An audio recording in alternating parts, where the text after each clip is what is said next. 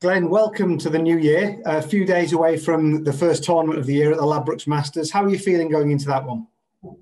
I wish you'd have asked me maybe about 4 to 5 days ago. I've had a couple of sessions with 𝙘𝙤𝙤𝙧𝙘𝙚, averaging 115. It ended around about 100.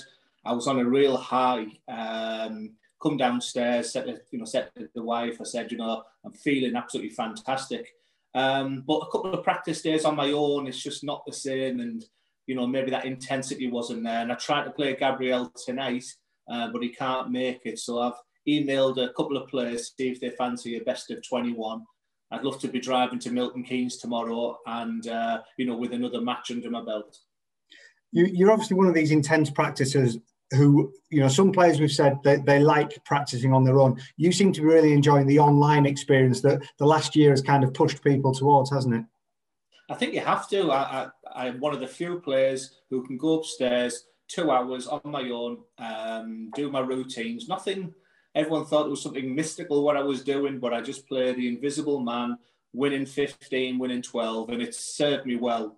But to go from the 90 to 95 averages I was doing in the BDO years to from 95 to 105 that you need, I found that practice needs to be a little bit more intense, and Gabriel's been the guy I've sort of gone to, and we've had some magic games. He's got the better of me a lot of the times because I am somebody who probably needs that stage, and I find practice difficult to get that intensity, but it's a new year and I'm feeling good, Dave.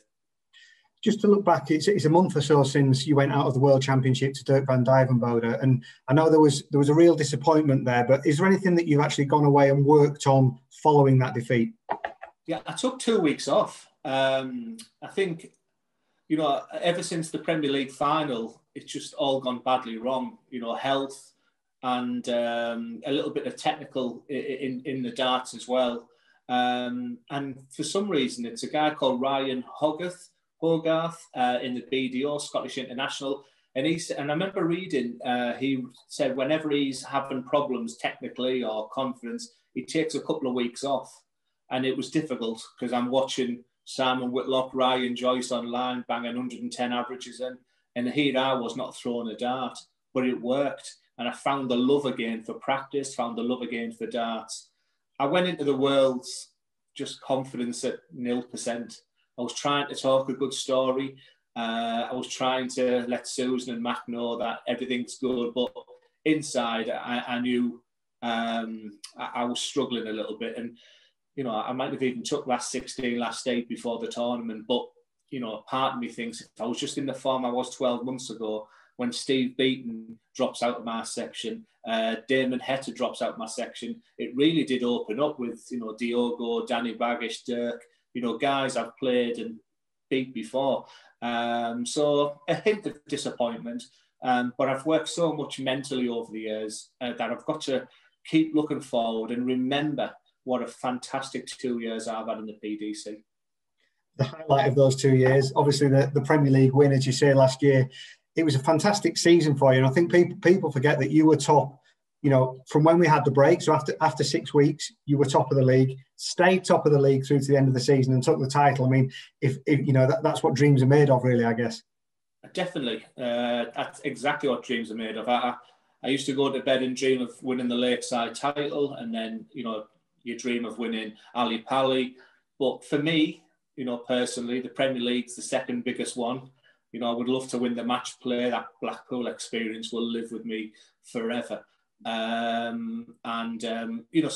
I've achieved so much. But it's incredible that people just see that now. Not many people have come up to me and said, congratulations on the Premier League. It's been about, Glenn, how's your form? Is it COVID? How's your health? I can count on one hand how many people have congratulated me over the Premier League. So, and it takes sometimes a little bit of self-reflection just to remind myself, I looked at all the stats and I'm right up there last year with averaging 96 for the year.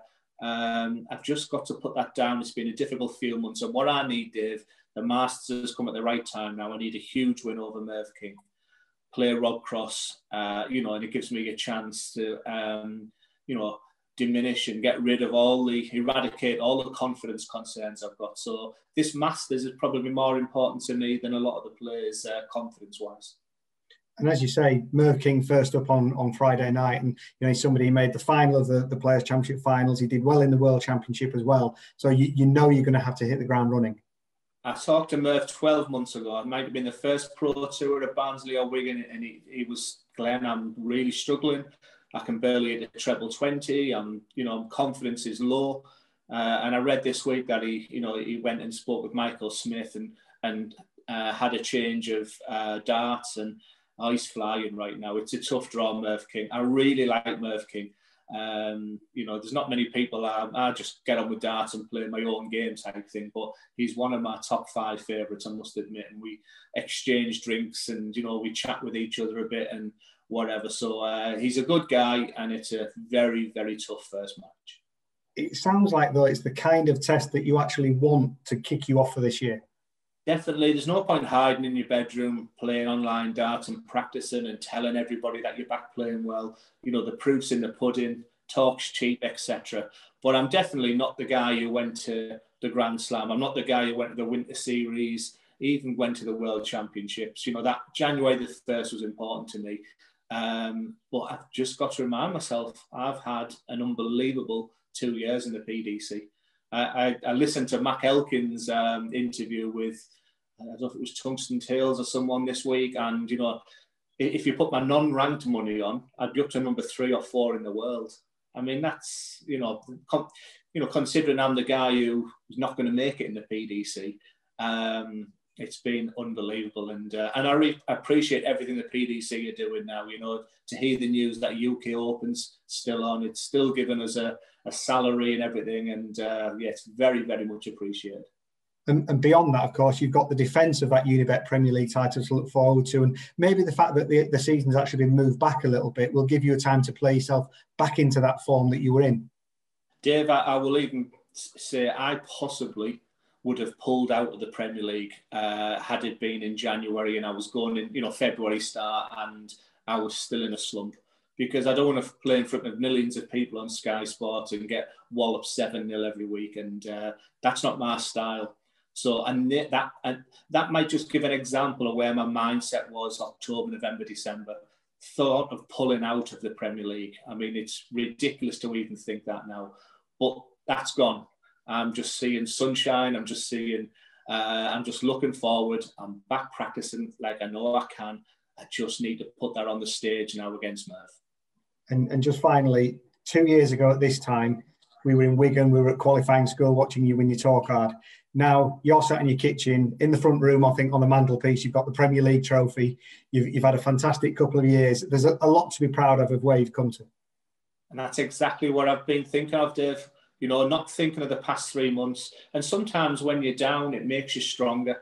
But I've had an unbelievable time, Pro Tour wins, that Blackpool experience, even though it's probably still my favourite experience. The win over Michael in Blackpool probably still pips the Premier League win incredibly because the crowds are there.